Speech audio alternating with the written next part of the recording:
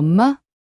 수진이는 고개를 돌려 저를 바라봤고 그 아이의 눈에서 혼란과 분노, 그리고 배신감이 차례로 스쳐 지나가는 것을 보았습니다. 사연 시작합니다. 지금 생각해보면 참 묘한 일입니다. 38배 나이에 재혼을 결심했을 때 나는 단지 혼자 살기 힘든 현실적인 이유만을 생각했었거든요. 김재호와의 결혼 생활이 파탄나고 친딸 서연이를 아버지와 함께 외국으로 떠나보낸 후의 공허함은 말로 다 할 수 없었습니다. 그 시절 나는 마치 반쪽짜리 인간처럼 살았어요. 아침에 눈을 뜨면 습관처럼 서연이 방을 들여다보곤 했는데 텅 빈 침대를 볼 때마다 가슴이 먹먹해졌습니다. 그런 내게 현재 남편이 나타났을 때 솔직히 사랑이라는 감정보다는 안정감을 더 많이 느꼈던 것 같습니다. 그는 나보다 3살 많은 과묵한 사람이었고 아내와 이별한 상태였어요. 그에게도 12살 된 딸이 하나 있었죠. 바로 수진이였습니다. 처음 수진이를 만났을 때의 기억이 아직도 선명합니다. 까만 머리를 2갈래로 따은 채 아버지 뒤에 숨어서 나를 쳐다보던 그 아이의 눈빛에는 경계심과 함께 묘한 그리움 같은 것이 섞여 있었어요. 안녕, 수진아. 내가 건넨 첫 인사에 아이는 작은 목소리로 대답했습니다. 안녕하세요. 그때 나는 알았어요. 이 아이도 나처럼 상처받은 존재라는 것을. 엄마를 그리워하는 마음이 얼마나 클지 짐작할 수 있었거든요. 왜냐하면 나 또한 내 친딸을 그리워하며 살고 있었으니까요. 재혼 후의 생활은 예상보다 어려웠습니다. 수진이는 겉으로는 착한 아이였지만 마음을 완전히 열어주지는 않았어요. 그럴 때마다 나는 친딸 서연이 생각이 났습니다. 내가 서연이한테는 친엄마였는데도 충분히 사랑을 주지 못했구나 싶어서 자책하게 되었죠. 그래서 수진이에게는 더욱 정성을 다했습니다. 아이가 좋아하는 음식을 배워서 해주고 아픈 날에는 밤새 간병하고 학교 행사 때마다 빠짐없이 참석했어요. 세월이 흐르면서 수진이와 나 사이에는 말로 표현할 수 없는 끈끈한 정이 생겼습니다. 혈연은 아니지만 어쩌면 혈연보다도 더 진한 모정과 효심이 우리 사이에 자리 잡았어요. 수진이가 고등학교에 들어갈 무렵부터는 나를 진짜 엄마처럼 대해주었거든요. 친구들 앞에서도 자연스럽게 우리 엄마가 하고 말할 정도였죠. 그런 수진이를 보면서 나는 비로소 진정한 어머니가 된 것 같은 기분을 느꼈습니다. 수진이가 이준혁이라는 남자를 사귀기 시작했을 때도 나는 딸의 행복을 위해 마음을 열었어요. 처음 수진이가 그를 집에 데려왔을 때의 일이 기억납니다. 키가 훤칠하고 미남형인 그 청년은 예의 바른 모습으로 인사를 건넸어요. 어머니, 안녕하세요. 수진이와 사귀고 있는 이준혁입니다.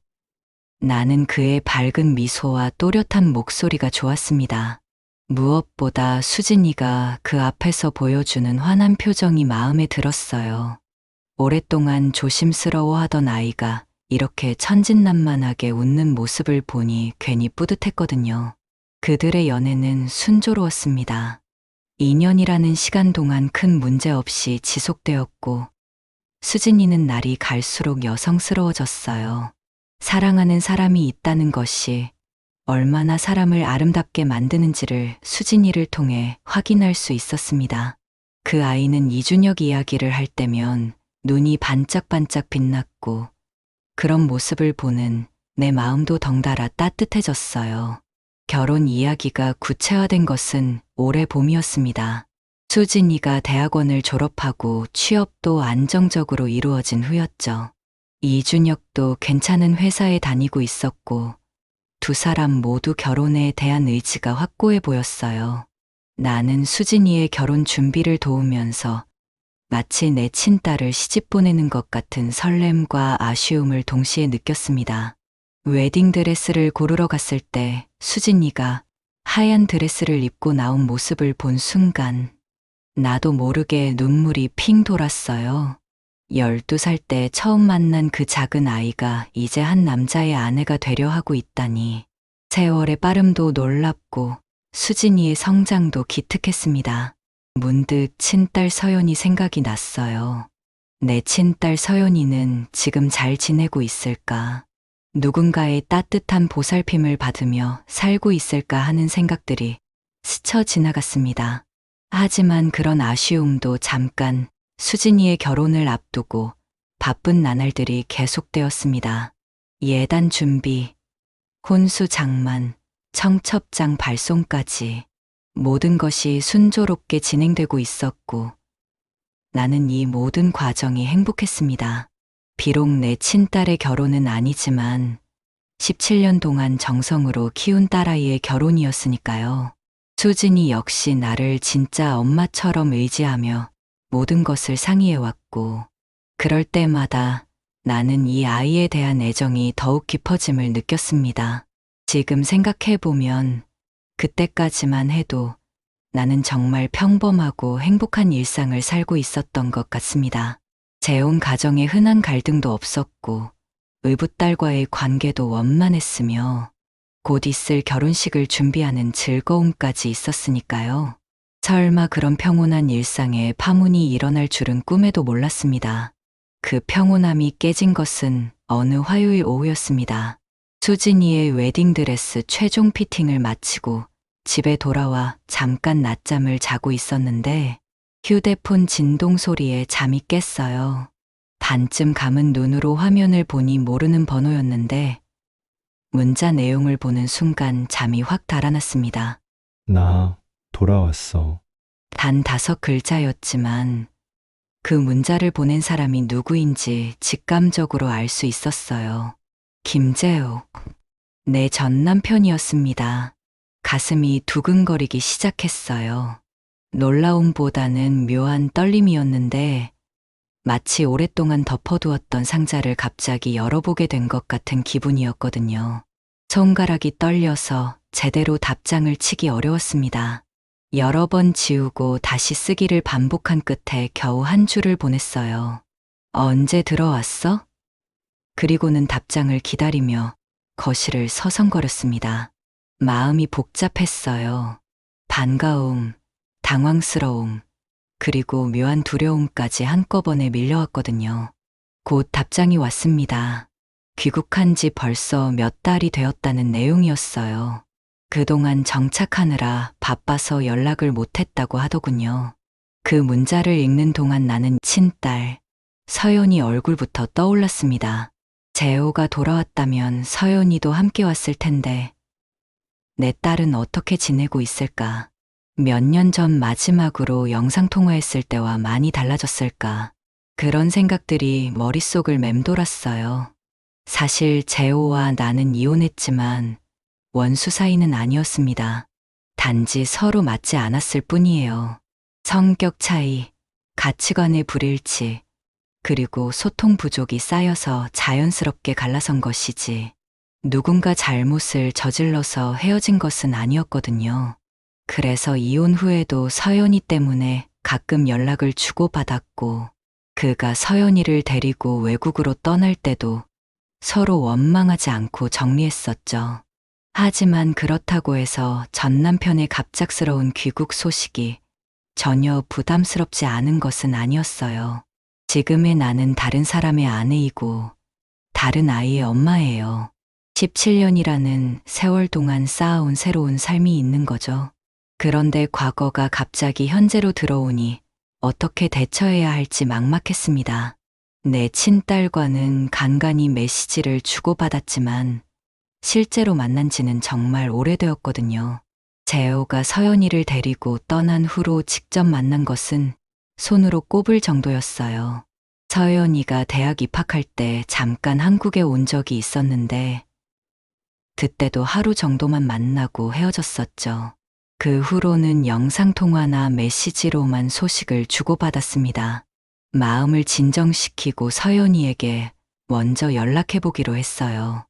오랜만에 전화를 걸어보니 신기하게도 서연이는 금방 받더군요. 목소리는 예전보다 더 어른스러워졌지만 여전히 내가 기억하는 그 따뜻한 톤이었어요. 엄마, 웬일이에요? 갑자기 전화하시니까 놀랐네요. 그 말을 듣는 순간 가슴이 뭉클했습니다. 서연이는 여전히 나를 엄마라고 부르고 있었어요. 이혼한 지 오래되었고 아버지와 함께 살면서도 나에 대한 원망 없이 예전과 똑같이 대해주고 있다는 게 고마우면서도 미안했습니다. 서연아, 아빠한테서 연락 왔는데 한국에 들어오셨다더라. 너도 함께 왔지? 언제 들어왔어? 아, 그거요? 벌써 3달 정도 되었어요. 아빠 일 때문에 갑자기 결정된 거라 정신 없었거든요. 엄마한테 말씀드리려고 했는데 정착하느라 바빠서 연락이 늦어졌네요. 서연이의 대답을 들으니 마음이 복잡했어요. 3달이나 되었다니. 내 딸이 한국에 온 지 3달이나 되었는데 나는 전혀 몰랐던 거예요. 물론 서연이가 나에게 알릴 의무는 없지만 그래도 조금은 서운했습니다. 그래, 많이 바빴겠구나. 그런데 우리 언제 한번 만날까? 정말 오랜만이잖아. 얼굴도 보고 싶고 밥도 한번 같이 먹자. 전화로 약속을 잡았어요. 주말에 시간이 되면 만나자고 했더니 서연이가 좋아하더군요. 장소는 서연이가 정하기로 했고 강남 쪽 조용한 카페로 하자고 했어요. 전화를 끊고 나니 설레면서도 긴장되었습니다. 내 친딸을 몇 년 만에 만나게 되는 거니까요. 약속 당일까지 며칠 동안 나는 계속 서연이 생각을 했어요. 어떻게 변했을까? 많이 야위었을까? 아니면 살이 좀 찌웠을까? 외국에서 혼자 지내느라 고생은 안 했을까? 한국 음식이 그리웠을까? 온갖 상상을 하면서 보내는 시간들이 달콤하면서도 아팠습니다. 드디어 만나는 날이 되었어요. 약속 시간보다 1시간 일찍 나가서 카페 근처를 서성거렸습니다. 마치 첫 데이트를 앞둔 소녀처럼 떨렸거든요. 평소보다 옷도 신경 써서 입었고 화장도 더 정성스럽게 했어요. 내 딸 앞에서 초라해 보이고 싶지 않았거든요. 서연이가 카페에 들어오는 모습을 보는 순간 나도 모르게 눈물이 핑 돌았어요. 키도 더 컸고 얼굴도 더 여성스러워졌더군요. 하지만 눈웃음만큼은 어릴 때와 똑같았어요. 멀리서 나를 발견한 서연이가 환하게 웃으며 손을 흔드는 모습을 보니 그동안 쌓였던 모든 그리움이 한꺼번에 터져 나오는 것 같았습니다. 엄마! 서연이가 달려와서 나를 꽉 안았어요. 그 품이 예전보다 훨씬 단단해졌지만 여전히 내 딸의 체온이었어요. 우리는 한참 동안 그렇게 서로를 안고 있었습니다. 카페 안에 다른 손님들이 쳐다보는 것도 신경 쓰이지 않을 만큼 반가웠거든요. 몇 시간 동안 그렇게 이야기를 나누면서 나는 행복했어요. 비록 함께 살지는 못했지만 내 딸이 건강하게 잘 자라준 것만으로도 감사했거든요. 서연이 역시 나와의 시간을 즐기는 것 같았어요. 어릴 때 추억담도 나누고 요즘 하고 있는 일에 대해서도 들었습니다. 그날은 정말 오랜만에 마음이 충만한 하루였어요. 집에 돌아와서도 계속 미소가 지어졌거든요. 하지만 한편으로는 복잡한 마음도 있었습니다. 서연이가 다시 내 곁에 가까이 있다는 기쁨과 동시에 이제 어떻게 지내야 할지에 대한 고민도 생겼거든요. 수진이와 서연이 두 딸 사이에서 어떤 엄마가 되어야 할지 막막한 부분도 있었고요. 서연이와의 만남 이후 며칠 동안은 그런 행복감에 젖어 지냈습니다. 그런데 문제는 그 이후부터였어요. 뭔가 미묘한 변화들이 감지되기 시작했거든요.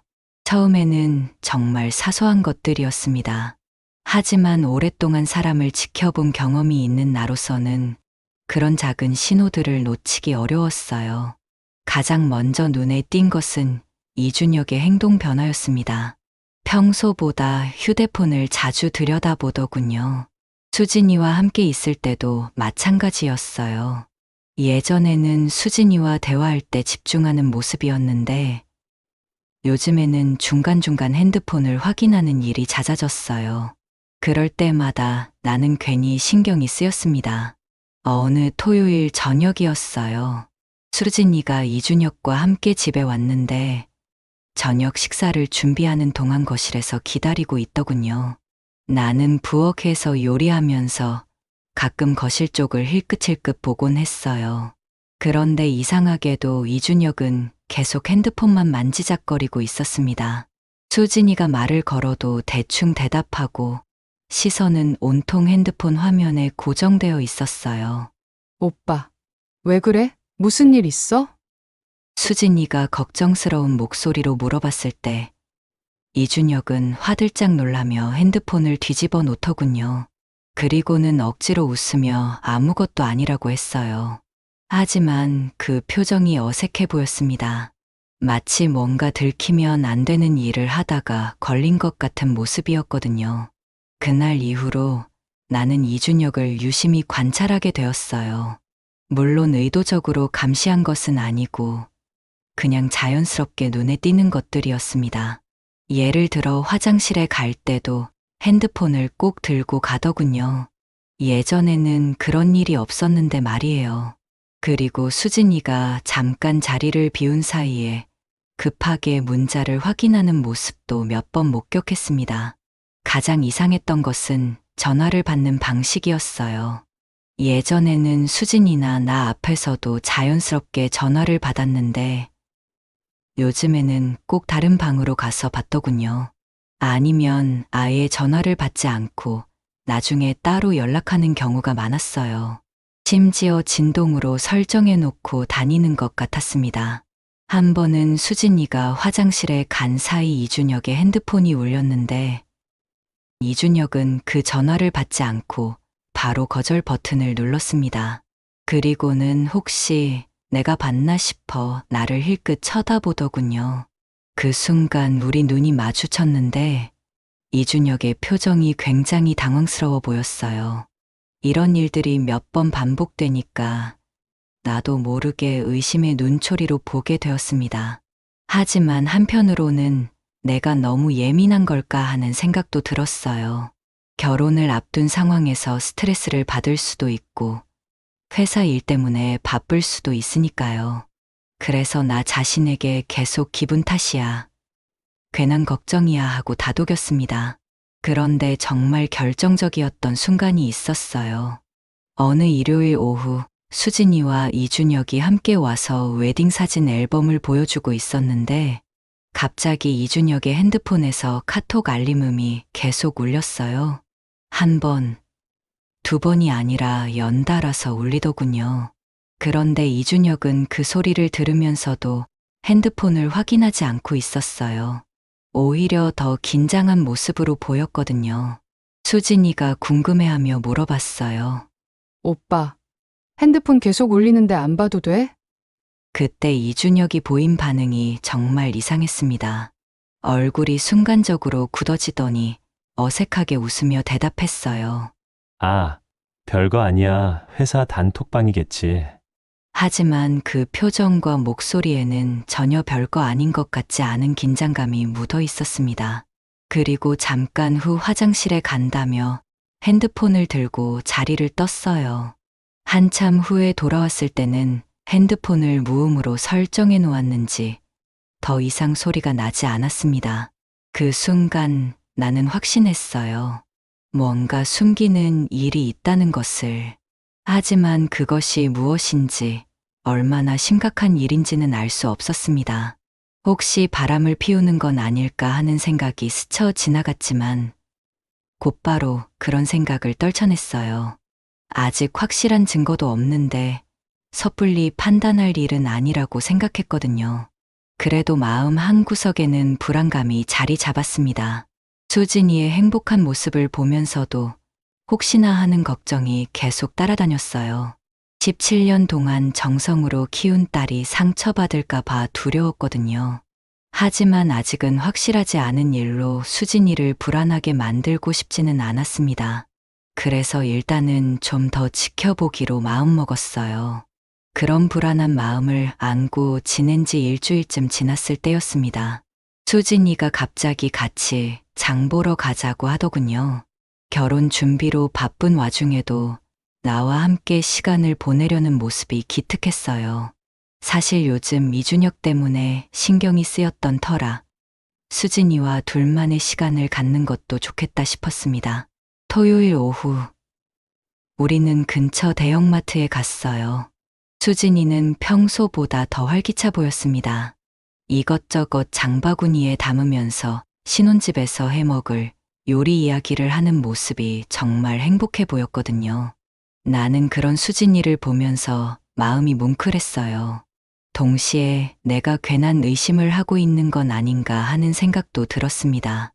장보기를 마치고 나오니 수진이가 제안했어요. 엄마, 커피 한 잔하고 갈까요? 요즘 새로 생긴 카페가 있는데 분위기가 좋다고 해서요. 나는 흔쾌히 동의했습니다. 그리고 무엇보다 요즘 이준혁 때문에 복잡했던 마음을 수진이와의 대화로 정리할 수 있을 것 같았어요. 수진이가 안내한 카페는 정말 아늑한 곳이었습니다. 2층 건물의 1층에 자리한 작은 카페였는데 큰 유리창으로 햇빛이 잘 들어와서 따뜻한 느낌이었어요. 인테리어도 세련되고 깔끔했고 손님들도 적당히 있어서 너무 시끄럽지도 조용하지도 않았습니다. 우리는 창가 쪽 테이블에 앉았어요. 평소 수진이는 단 음료를 좋아했는데 요즘 다이어트 때문인지 아메리카노만 마시더군요. 웨딩드레스를 예쁘게 입기 위해서라고 하면서 웃는 모습이 사랑스러웠어요. 커피가 나오고 우리는 자연스럽게 결혼 이야기를 하기 시작했습니다. 수진이는 신혼여행 계획에 대해 신나게 이야기했어요. 이준혁과 하와이로 가기로 했다면서 예쁜 펜션도 예약해놨다고 자랑하더군요. 그런 수진이를 보면서 나는 복잡한 마음이었어요. 행복해하는 딸의 모습은 기뻤지만 한편으로는 이준혁에 대한 의심이 완전히 사라지지 않았거든요. 그런데 바로 그때였습니다.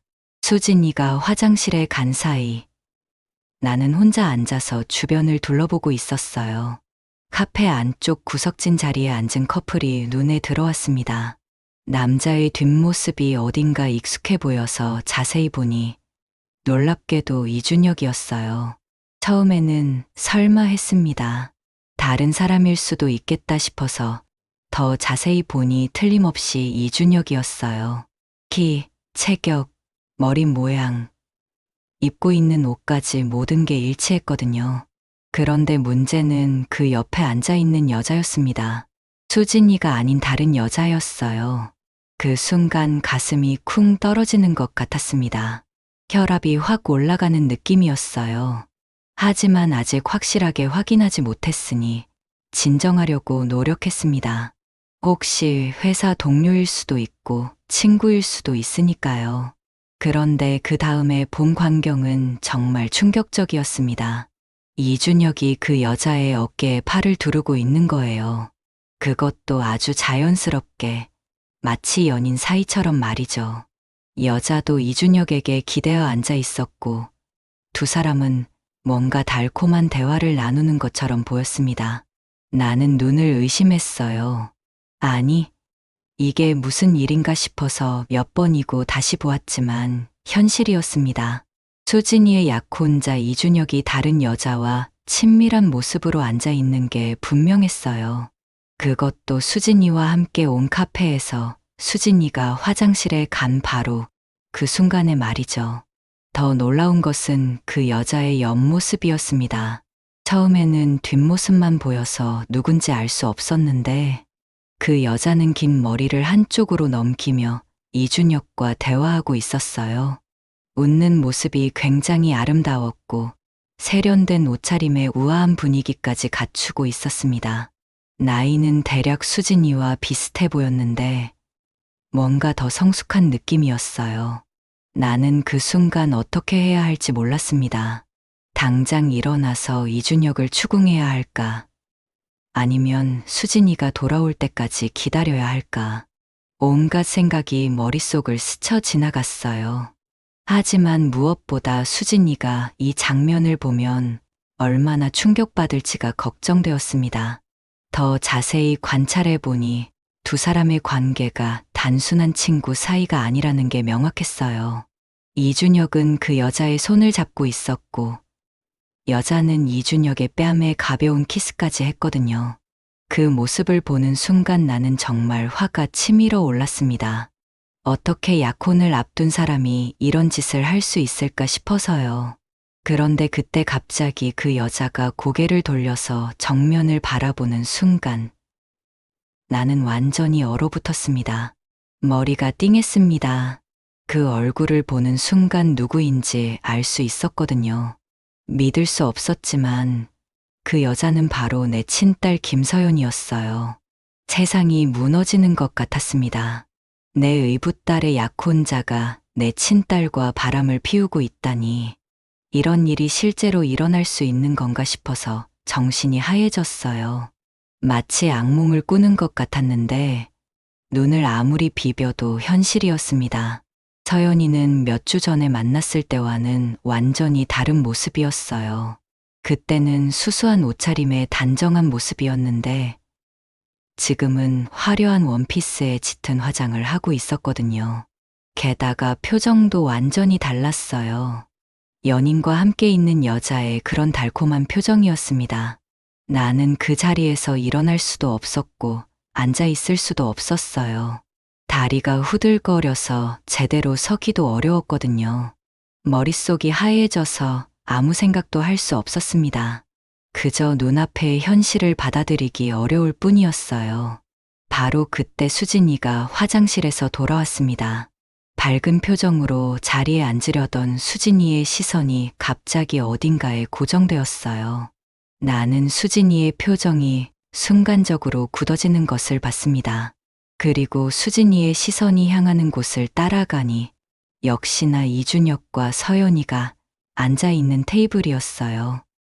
저건 그 순간을 돌이켜보면 시간이 멈춘 것 같았습니다. 카페 안의 모든 소음들이 사라지고 오직 제 심장 소리만이 귓가를 울렸습니다. 수진이는 처음에 무슨 일인지 파악하지 못했습니다. 그저 자신의 약혼자가 낯선 여자와 친밀한 모습으로 앉아 있는 것만 보였을 뿐이었죠. 수진이는 천천히 일어났습니다. 그 아이의 움직임 하나하나가 마치 슬로우 모션처럼 느껴졌습니다. 평소와 달리 경직된 어깨, 주먹을 꽉 쥔 손, 그리고 분노로 일그러진 표정. 저는 수진이의 팔을 잡고 싶었지만 제 손은 마비된 듯 움직이지 않았습니다. 오빠, 수진이의 목소리가 떨리고 있었습니다. 나는 어떻게 해야 할지 몰라서 그저 수진이를 바라볼 수밖에 없었어요.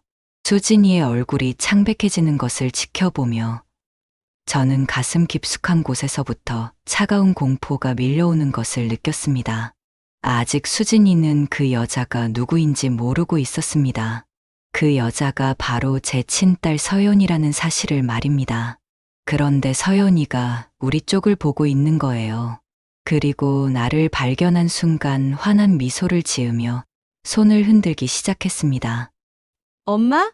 이준혁 역시 당황한 표정으로 굳어 있었습니다. 서연이는 테이블 앞에 서서 밝은 표정으로 인사했어요. 엄마, 이 동네는 어쩐 일로 오셨어요? 정말 우연이네요. 서연이의 입에서 새어나온 그 한마디는 마치 폭탄과 같았습니다. 엄마? 수진이는 고개를 돌려 저를 바라봤고 그 아이의 눈에서 혼란과 분노, 그리고 배신감이 차례로 스쳐 지나가는 것을 보았습니다. 수진이가 떨리는 목소리로 물어봤지만 나는 제대로 대답할 수가 없었습니다. 수진이에게 어떻게 말해야 할지 전혀 감이 오지 않았거든요. 상황을 파악한 수진이의 얼굴은 분노로 일그러졌습니다. 그 아이가 이렇게 화난 모습을 본 것은 처음이었습니다.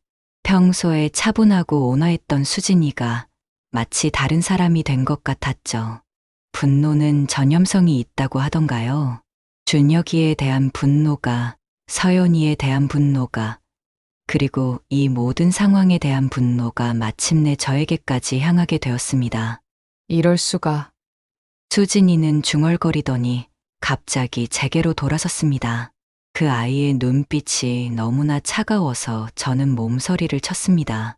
마치 지금까지 함께 살아온 시간들이 모두 거짓이었던 것처럼 수진이는 저를 낯선 사람을 보듯 바라보고 있었습니다. 카페 안에 다른 손님들이 저희를 힐끗힐끗 쳐다보기 시작했습니다. 어떤 이는 수군거리기도 했고 어떤 이는 핸드폰을 꺼내들기도 했습니다. 하지만 그 순간 저에게는 그런 것들이 전혀 신경 쓰이지 않았습니다. 오직 수진이의 차가운 시선과 서연이의 당황한 표정, 그리고 준혁이의 어쩔 줄 몰라 하는 모습이 제 시야에 들어왔을 뿐이었습니다. 수진이는 떨리는 목소리로 말했습니다. 당신은 우리 엄마로부터 아빠를 뺏어서 우리 엄마의 행복도 뺐고 당신 딸은 나로부터 남자친구를 뺏어서 내 행복도 뺏었었네요.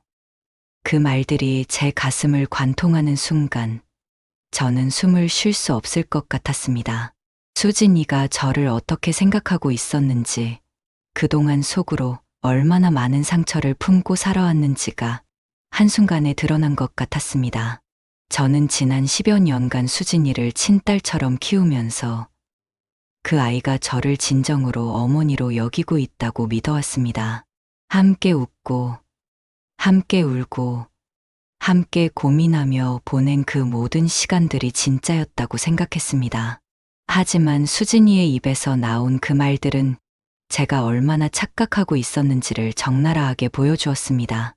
당신은 우리 엄마로부터 아빠를 뺏어서. 그 말 속에는 저에 대한 오랜 원망이 담겨 있었습니다. 수진이는 여전히 저를 친어머니의 행복을 파괴한 장본인으로 여기고 있었던 것입니다.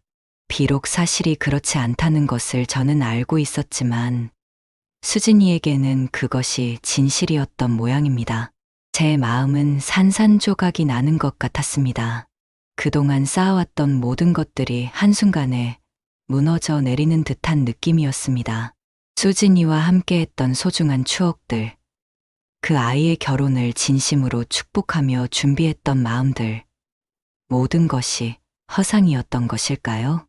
제 친딸이 수진이의 약혼자와 그런 관계였다는 것도 충격이고, 이 모든 상황이 단순한 우연이 아니라 운명의 잔혹한 장난처럼 느껴졌습니다. 왜 하필이면 제 두 딸이 한 남자를 두고 이런 상황에 놓이게 되었을까요? 서연이는 여전히 제자리에 앉아 있었지만 그 아이의 얼굴에도 충격과 당황감이 역력했습니다. 서연이 역시 준혁이에게 약혼녀가 있다는 것을 몰랐던 표정이었습니다. 저는 입을 열려고 했지만 목이 메어 소리가 나오지 않았습니다. 무슨 말을 해야 할지, 어떻게 이 상황을 수습해야 할지 전혀 알 수 없었습니다. 그저 수진이의 분노에 찬 시선을 받으며 제 인생에서 가장 고통스러운 순간을 견뎌낼 뿐이었습니다. 수진의 어깨는 분노로 떨리고 있었고 눈가에는 어느새 눈물이 흐르고 있었습니다. 그 모습을 보는 순간 제 마음도 함께 무너져 내리는 것 같았습니다. 수진이는 가방을 거칠게 집어들며 카페를 박차고 나갔습니다. 문이 세게 닫히는 소리가 카페 안에 메아리처럼 울려 퍼졌고 모든 시선이 저에게 쏠리는 것을 느꼈습니다. 하지만 저는 오직 수진이의 뒷모습만이 제 눈에 들어왔을 뿐이었죠. 서연이는 여전히 제자리에 앉아 있었지만 그 아이의 얼굴도 창백하기는 마찬가지였습니다. 준혁이는 뭔가 변명을 늘어놓으려 했지만 저는 그의 말을 들을 마음의 여유가 없었습니다. 그저 조용히 카페를 나섰을 뿐이었습니다. 거리는 평소와 다름없이 분주했습니다. 사람들은 각자의 일상을 살아가고 있었고 햇살은 여전히 따뜻하게 내리쬐고 있었습니다. 하지만 제게는 모든 것이 흑백 영화처럼 느껴졌습니다. 색깔을 잃어버린 세상, 소리를 잃어버린 거리, 그 속에서 저 혼자만이 상처를 안고 걸어가고 있는 것 같았습니다. 집까지 가는 길이 이렇게 길게 느껴진 적이 있었던가요? 평소라면 금세 도착했을 거리가 마치 끝없는 사막처럼 느껴졌습니다. 발걸음 하나하나가 무겁기만 했고 가슴 깊숙한 곳에서는 계속해서 둔한 아픔이 밀려왔습니다. 집에 도착했을 때는 이미 해가 기울어 가고 있었습니다. 평소라면 수진이가 엄마, 어디 갔다 오세요? 하며 반갑게 맞아주었을 텐데 그날은 집 안이 너무나 조용했습니다. 수진이의 방문은 굳게 닫혀 있었고 그 틈새로는 미약한 불빛만이 새어나오고 있었습니다. 저는 거실에 앉아 오늘 있었던 일들을 되짚어 보았습니다. 수진이의 그 차가운 시선, 분노에 찬 목소리, 그리고 마지막에 흘린 눈물까지 모든 것이 너무나 선명하게 기억났습니다. 특히 당신은 우리 엄마로부터 아빠를 뺏어서라고 했던 그 말이 계속해서 제 귓가에 맴돌았습니다. 그 말이 얼마나 잘못된 것인지 저는 누구보다 잘 알고 있었습니다.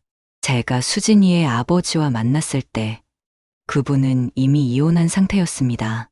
수진이의 친어머니와는 성격 차이로 헤어진 것이었고 외도나 배신 같은 것은 전혀 없었습니다. 하지만 어린 수진이에게는 그런 복잡한 사정들이 제대로 설명되지 않았을 것입니다. 아이의 입장에서는 새엄마가 나타나면서 아빠를 빼앗아갔다고 생각할 수밖에 없었겠죠. 시간이 흘러 밤이 깊어갔지만 수진이의 방에서는 여전히 소리가 들리지 않았습니다. 아마도 그 아이도 오늘 있었던 일로 인해 많은 생각을 하고 있을 것입니다. 준혁이와의 관계, 그리고 저에 대한 마음까지. 저녁이 깊어가도록 수진이의 방에서는 여전히 소리가 들리지 않았습니다. 평소 같았다면 저녁을 함께 먹으며 하루 있었던 일들을 나누곤 했는데 그날은 집 안이 묘덤처럼 조용했습니다. 간간이 들려오는 작은 소리들로 미루어 수진이가 깨어있다는 것은 알 수 있었지만 문 너머로 전해지는 침묵은 마치 벽처럼 두꺼워 보였습니다. 시간이 흐를수록 제 마음은 더욱 초조해졌습니다. 이대로 시간이 지나면 오해는 더욱 깊어질 것이고 수진이와의 관계는 돌이킬 수 없는 지경에 이를 수도 있었습니다. 결국 저는 더 이상 참을 수 없어서 용기를 내어 수진이의 방문을 두드렸습니다. 똑똑똑. 처음에는 대답이 없었습니다. 혹시 잠든 건 아닐까 싶어 귀를 기울여 봤지만 미세한 움직임 소리가 들려와 깨어있다는 것을 알 수 있었습니다. 저는 조금 더 큰 소리로 다시 문을 두드리며 수진이의 이름을 불렀습니다. 그제서야 마침내 작은 목소리가 들려왔습니다. 들어오세요. 그 목소리는 평소의 수진이와는 너무나 달랐습니다. 힘없고 쉰, 마치 영혼이 빠진 것 같은 목소리였습니다. 문고리를 돌리는 제 손도 떨리고 있었습니다. 과연 어떤 모습의 수진이를 마주하게 될지, 그 아이가 저를 어떤 시선으로 바라볼지 두려웠기 때문입니다. 문을 열고 들어가니 수진이는 침대 한 구석에 몸을 웅크리고 앉아 무릎을 안고 있었습니다. 창문으로 들어오는 달빛만이 방 안을 희미하게 비추고 있었고 그 빛 속에서 수진이의 모습은 더욱 애처로워 보였습니다. 그 아이의 눈은 오랫동안 울어서 빨갛게 부어 있었고 뺨에는 마른 눈물 자국이 선명했습니다. 평소에 밝고 활기찬 모습은 온데간데 없이 사라져 있었습니다. 그 모습을 보는 순간 제 가슴이 찢어지는 것 같았습니다.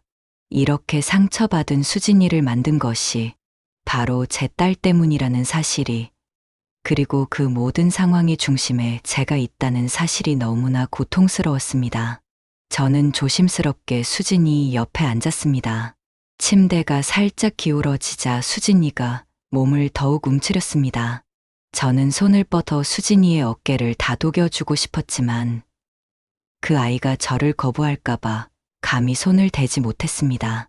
한참을 침묵이 흐른 후 저는 지금까지 한 번도 제대로 설명하지 못했던 과거의 일들을 천천히 이야기하기 시작했습니다. 제가 수진이의 아버지와 어떻게 만나게 되었는지, 그때 이미 이혼한 상태였다는 것, 그리고 수진이의 친어머니에게 어떤 잘못도 하지 않았다는 것을 말입니다. 그 말을 하는 동안 제 목소리는 계속해서 떨리고 있었습니다. 목이 메어 말이 제대로 나오지 않을 정도였습니다. 이런 이야기를 하는 것이 얼마나 어려운 일인지 그때서야 깨달았습니다. 하지만 더 이상 미룰 수는 없었습니다. 오늘 카페에서 있었던 서연이의 일도 그렇고 이 모든 오해들을 풀어야 할 때가 온 것 같았습니다. 저는 계속해서 이야기했습니다. 수진이의 부모님이 어떤 이유로 헤어지게 되었는지, 그리고 수진이를 얼마나 진심으로 사랑하며 키워왔는지를 말하는 동안 제 눈에서도 눈물이 흘러내렸습니다. 수진이는 처음에는 아무 말도 하지 않았습니다. 그저 무릎을 안은 채로 고개를 숙이고 있을 뿐이었죠. 가끔 어깨가 살짝 움직이는 것으로 보아 저희 말을 듣고 있다는 것은 알 수 있었지만 여전히 침묵만이 이어졌습니다. 하지만 시간이 흐르면서 조금씩 변화가 보이기 시작했습니다. 수진이가 고개를 살짝 들어 저를 힐끗 바라보기도 하고 때로는 작은 한숨을 내쉬기도 했습니다. 그러더니 마침내 입을 열기 시작했습니다. 저는 정말 몰랐어요. 수진이의 목소리는 여전히 쉬어 있었지만 그 안에는 진심이 담겨 있었습니다. 어릴 때부터 엄마는 아빠를 다른 여자에게 뺏겼다고만 들어왔거든요. 그래서 어머니를 처음 만났을 때도 마음 한구석에는 항상 그런 생각이 있었어요. 수진이는 조금씩 마음을 열기 시작했습니다. 그동안 얼마나 혼란스러웠는지, 저에 대해 어떤 복잡한 마음을 가지고 있었는지를 조금씩 털어놓기 시작했습니다. 저를 진짜 어머니처럼 따르고 싶으면서도 한편으로는 친어머니에 대한 죄책감 때문에 마음 편하게 받아들일 수 없었다는 것을, 그 모든 갈등 속에서 혼자 얼마나 힘들어했는지를 말입니다. 며칠이 흘렀습니다. 수진이는 준혁이와 완전히 헤어지기로 결정했습니다. 결혼 얘기는 없던 것으로 하고 예식장 예약까지 모두 취소했습니다. 그 과정이 쉽지 않았다는 것을 저는 옆에서 지켜보며 느낄 수 있었습니다. 2년간 사귀었던 사람과 헤어진다는 것, 결혼을 앞두고 모든 계획을 무산시킨다는 것이 얼마나 큰 상처인지 말입니다. 수진이는 처음 며칠 동안 거의 방에서 나오지 않았습니다. 식사도 제대로 하지 않았고 전화도 받지 않았습니다. 가끔 방 안에서 들려오는 작은 흐느낌 소리에 제 마음도 함께 아팠습니다. 그 아이가 얼마나 큰 충격을 받았는지, 얼마나 깊이 상처받았는지를 짐작할 수 있었기 때문입니다. 예식장 취소 전화를 걸 때는 제가 대신해주겠다고 했지만 수진이는 고개를 저었습니다. 이건 제가 직접 해야 할 일이에요 라고 말하며 떨리는 목소리로 하나씩 취소 연락을 돌렸습니다. 웨딩드레스 업체, 메이크업 샵, 식당 예약까지 그 모든 과정을 지켜보며 저는 가슴이 미어지는 것 같았습니다. 하지만 시간이 지나면서 수진이는 생각보다 의연한 모습을 보여주었습니다. 처음에 분노와 슬픔이 가라앉고 나자 오히려 차분하게 상황을 받아들이는 모습을 보였습니다. 어느 날 아침, 수진이가 부엌에서 아침을 준비하고 있는 모습을 보았을 때 저는 그 아이의 강인함에 새삼 놀라지 않을 수 없었습니다. 저는 수진이가 정말 성숙한 여성으로 자라났구나 하는 생각이 들었습니다. 아마도 준혁이에 대한 실망감과 배신감이 너무 컸기 때문에 오히려 미련 없이 정리할 수 있었던 것 같습니다. 그러던 중 어느 날 저녁 서연이에게서 연락이 왔습니다. 그 아이도 준혁이와 완전히 관계를 정리했다는 내용이었습니다. 서연이는 떨리는 목소리로 상황을 설명했습니다. 자신 역시 준혁이에게 약혼녀가 있다는 사실을 전혀 몰랐다고, 만약 알았다면 절대 그런 관계를 시작하지 않았을 것이라고 했습니다. 서연이의 목소리에서는 진심 어린 후회와 미안함이 묻어났습니다. 저는 서연이 역시 이 모든 상황의 피해자였다는 것을 깨달았습니다. 한편으로는 안도감을 느꼈습니다. 최소한 제 딸이 의도적으로 남의 약혼자를 빼앗으려 했던 것은 아니라는 사실에 마음이 놓였습니다. 동시에 이 모든 일이 준혁이 한 사람의 잘못된 행동에서 비롯되었다는 것도 명확해졌습니다. 그 남자는 두 여자를 동시에 속이고 있었던 것입니다. 수진이에게는 자신이 진지하게 결혼을 생각하고 있다고 했으면서 서연이에게는 자신이 싱글이라고 거짓말을 했던 것이죠. 이렇게 비겁하고 이기적인 행동이 얼마나 많은 사람들에게 상처를 주었는지 그는 과연 알고 있을까요? 시간은 참 신기한 치유제인 것 같습니다. 처음에는 절대 회복될 수 없을 것 같았던 관계들이 조금씩 원래 자리로 돌아가기 시작했습니다.